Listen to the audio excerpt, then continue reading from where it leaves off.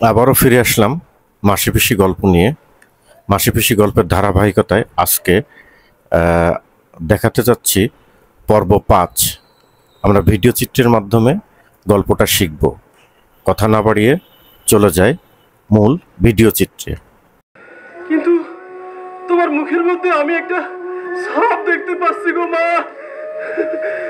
দাদা তুমি বসো তো, দাদা আমি কথা করছি না, তুমি ঠান্ডা হয়ে বসো তো ওখানে। তবে আসল কথাটা বলি পিসি, মাসি তোমারেও বলি, যোগু মুখে বললে মামলা এবার সে করবেই তার বউ নেবার জন্য। আর যা বুঝলাম মামলা করবেই আজকালের মধ্যে। মামলা করলি বিপদে পড়বে তোমরা। তাছাড়া তোমরা আল্লাহর বাপ মা কেউ নও, আর কারো বিয়ে করা বউকে ঘরে আটকে রাখার কোনো আইন নেই। তাই মামলা করলে বিপদে পড়বে, মারা পড়বে তোমরা। জানো পিসি, মাসি জানো, মারা পড়বে তোমরা একেবারে।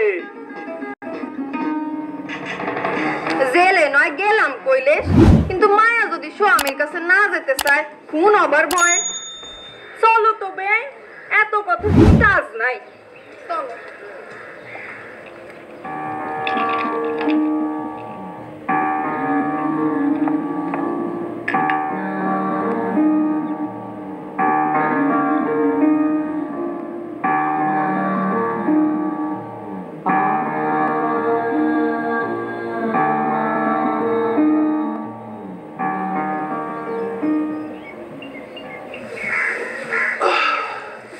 দাদা হুকুটা দিও দি। দিচ্ছি।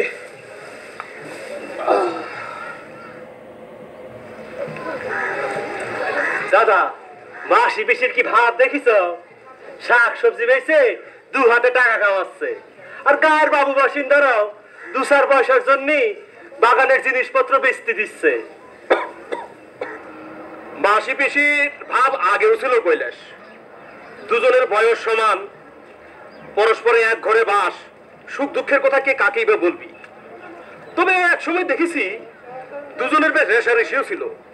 কোন দলে বেঁধে যেত কারণে অকারণে।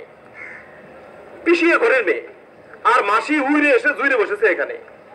তাই মাসির উপর পিসির একটা অবজ্ঞা অবহেলার ভাব সব সময় ছিল। এ নিয়ে মাসির উপর পিসির খোঁচা আর অহংকারে সবচেয়ে অসহ্য লাগতো মাসির। এমনি ধীর শান্ত মানুষ মনে হয় তাদের দেখলি, কিন্তু দুজনের ঝগড়া বাঁধলি অবাক হয়ে যেতে হতো তাদের দেখি। মাঝে মাঝে যখন ঝগড়া বাঁধতো মনে হয় যে একজন আরেকজন কামড়ে দেয়, একজন আরেকজনকে কাটতে দেয় বটি দিয়ে। কিন্তু দাদা খেয়াল করিছো, যখন থেকেই মাসি পিসি শাক সবজি বেচে বাঁচবার চেষ্টা করতেছে তখন থেকেই যেন দুজন হয়ে গেল এক মন এক প্রাণ। আর এই মিল জমজমাট হয়েছে ওই আল্লাদির ভার ঘাড়ে পড়ার পরে। হ্যাঁ ভাবি না, দুজনের এখন শুধু নিজেদের পেট ভরানো নয়, তাদের দুজনের এখন আল্লাদি আছে। কত দায়িত্ব তাদের, কত কাজ, কত ভাবনা। দাদা তোমার যত খুন ছুটি রাখো দেখি। মায়া মোরা পাঠাবো না, ওই খুনেদের কাছে মায়া পাঠাতে পারি? যাবার কথা শুনলি মায়া যখন আতঙ্কে পাংশুটে মেরে যাচ্ছে, আল্লাহ দিকে আমরা রক্ষা করবই। খাইয়ে পড়িয়ে যত্নে রাখতে হবি তাকে, শ্বশুর ঘরের কবল থেকে বাঁচাতে হবে, গায়ের বজ্জাদের নজর থেকে সামলে রাখতে হবে। অনেক কাজ, অনেক ভাবনা মোদের। আল্লাহ দিকে কোথাও পাঠানোর কথা মোরা ভাবতেও পারি নে।